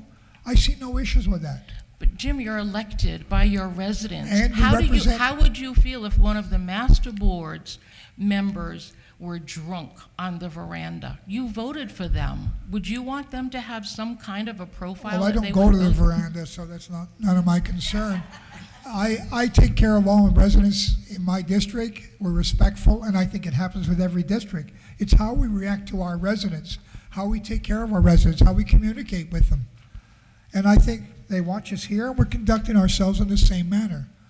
So this is a rule for rule. We have Robert's rules. We're fine. Thank you. Jean. Jean Dobson, District 10. I really don't think that you can monitor people's drinking habits or drug use habits, or I think that's taking it a little bit too far. I think this document is extremely restrictive. I think it's discouraging participation.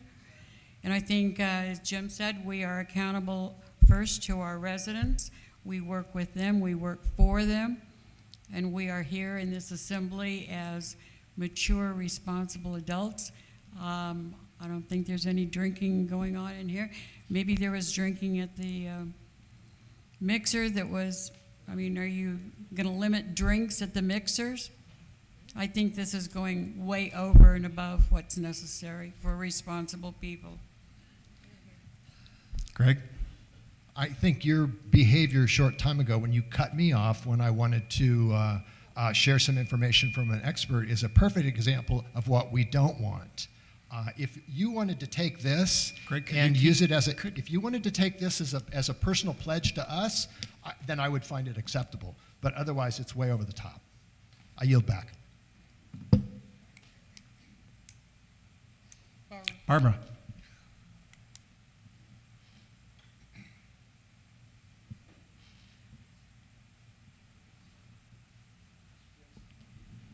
I have a problem with this third offense because delegates are elected, and you're saying they would be removed from the assembly. And I don't think that's fair to their residents.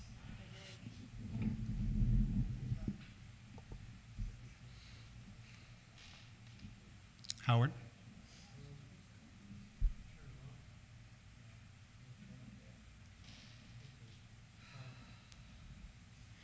Does that work?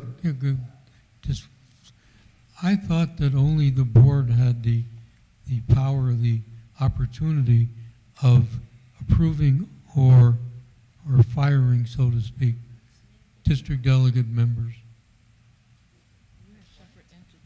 or actually the districts can vote them out.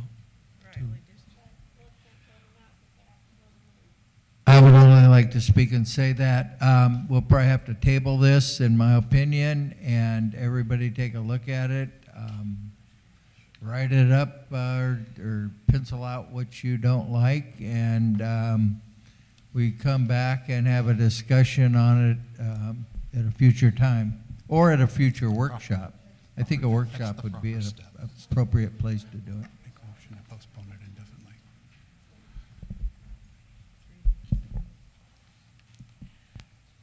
So based on everything that I am hearing, I would like to make the motion to postpone indefinitely. Been a motion to postpone indefinitely on this particular topic, and it has been seconded. All those in favor, please raise your hands. I can't vote. Please, hands up. Forever and ever? No. Raise your hand. She raised her hand. We'll call that unanimous. Okay, and just as a point of order and for Robert's rules, when you postpone a motion indefinitely, that does not mean it's gone away. It basically means it can be called back under old business at any time in the future, as opposed to when you postpone a motion for a definite period, meaning, for example, until the next meeting. So that little explanation there on that. And we will now move to the item 13 on the agenda, which would be comments from members, please. And again, we ask you to observe a 3-minute time clock. And I will say again, as I mentioned at the top of the meeting, if you are going to venture into the topics that are related to elections, I will stop you. Ms. Savage. Good afternoon. My name is Sue Savage, and I live in District 15. How important is the district delegate? For example, when the yard in your community has weeds 4 feet tall, who often does something about it? When you see a water break with water running down the street, who often does something about it? Oftentimes, it's the district delegates. It's the delegates who do something about it. We, the community, thank you, okay? When the board needs something, they ask the delegates. For example, right now they're asking you to go to your district and get people to admit that they're 55, okay? Understandable, the board needs help. Could the board collaborate with the district delegates in return? For example, currently I understand a house in our community appears abandoned. It has a note on it to call a number for maintenance of the property. Call the number and they will tell you the HOA refuses to let them onto the property to maintain it. Could the board please allow people onto the property to maintain it? The board has worked with district delegates to get properties cleaned up. We thank the board for their effort. Could the board continue to collaborate with the delegates to bring properties into compliance? There are 10 properties owned by Sun Lakes according to the county assessor. There are more coming according to the newspaper. Could the HOA please work with the district delegates so all of us in the community are held to the same standard of maintenance? Thank you for your time. Thank you, each of you delegates, for all you do to make our community just amazing. And one last thing. Ms. Walter, I hate to say the words, works her butt off, okay? I'm going to tell you, you are a little bit of everywhere, okay? And it is probably fair to say, I'm sorry this is not to the delegates, but from the delegates, you probably need to hear thank you more often. Please understand if people don't always show up, it's like watching the Raiders versus the, I don't know, New England Patriots. Sometimes you're just not going to show up because it doesn't apply. Okay. But Sue, could we call you on time here? I'm pretty sure that was a minute and a half. Okay. Thank you. One just quick thing to note, delegates, you can always communicate to us if there's properties. One thing, if there is somebody that says they can't get into the community, The issue is registered people must be allowed into the community. If you're Joe Schmo and saying, hey, I'm here to come in and do work on a house, the gate's not going to let you in. That is for the protection of the community, protection of the HOA facilities. With criminal activity rising, we hold to the standards of the rules, regulations. You must register. What we have seen, this is an example of, rather than an HOA problem, the bank failing to own up to, that's their property, put your name on the deed, start paying the assessments. This is a game the banks will play in order to avoid paying assessments. They leave it in the old owner's name, the prior owner's name. They have foreclosed or in the process of foreclosing, or HUD is working. They want to gain access. We don't know who they are. We don't know if, again, is it somebody in here who has ill intentions toward the community and to its residents? So we will block people who are not either owners, registered guests, they haven't gone through the system, and we get calls from people saying, hey, I'm going to come in and I want to work on a property. Contact the owner. Well, I have the owner, they gave me permission. That's not the name that's registered on the account. Once you have that proof of a deed that either HUD owns it or the bank owns it or investor that wants to flip it owns it, we'll be glad to work with it. But that is unfortunately a trick that people, they try to get in, and we are stopping that. Long ago, there was, I think when Jeremy was GM, tried to work with these people and it went awry. They were able to come into the community, things were missing, thefts went up. We had to follow the rules and regulations. So if you're an owner, that's your title, you're paying the assessment, or not paying, you're the owner of record, we're letting you in. That's PSA. We can even email blast that.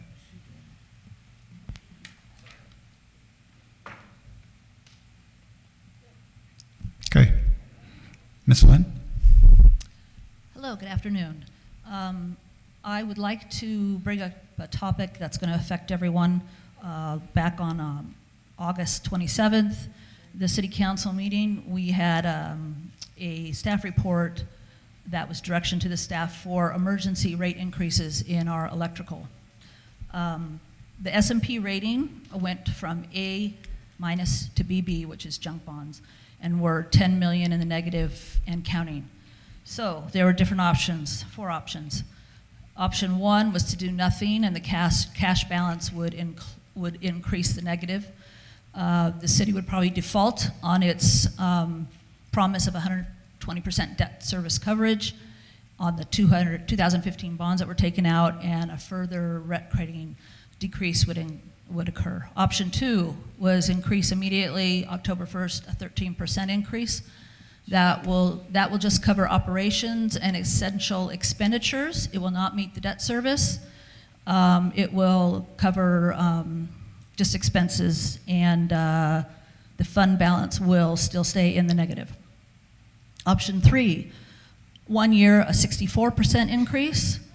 That will bring the cash balance into a positive, or divide that into 2 22% increases, once the first year, once the second, so it'd be 22 and then 44 in the next 2 years, which that would meet, both of those would meet the 120% debt service. It would replenish the fund balance. It pays back other borrowed funds, and hopefully it would increase the city's credit rating. Option 4 was to take option 2 at 13% and then take out a $10 million bond. That would require a long-term rate increases because you'd have to service the bond debt, and over time that bond debt that cost $10 million will actually cost $18 million. So none of the solutions are good. The council gave direction to go with the 22% plus 22% over the next 2 years. I had requested that be spread out over 3 years if that's what the council's going to go with. So I suggest you go to the council meeting.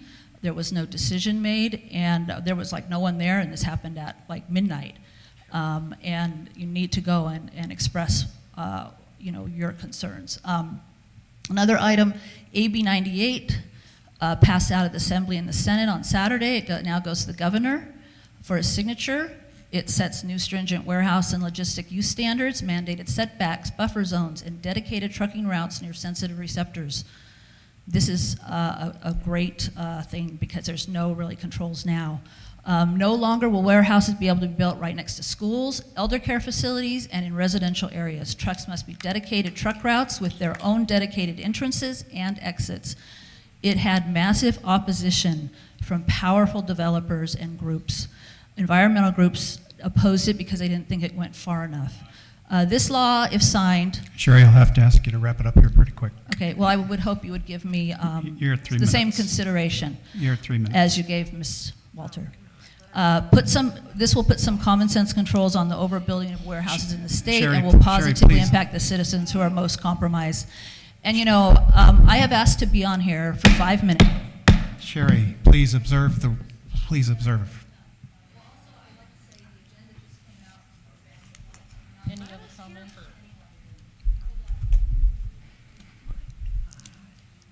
Okay, are there any other comments from members? Okay. Tomorrow we have another workshop scheduled at 1 o'clock in the North Clubhouse.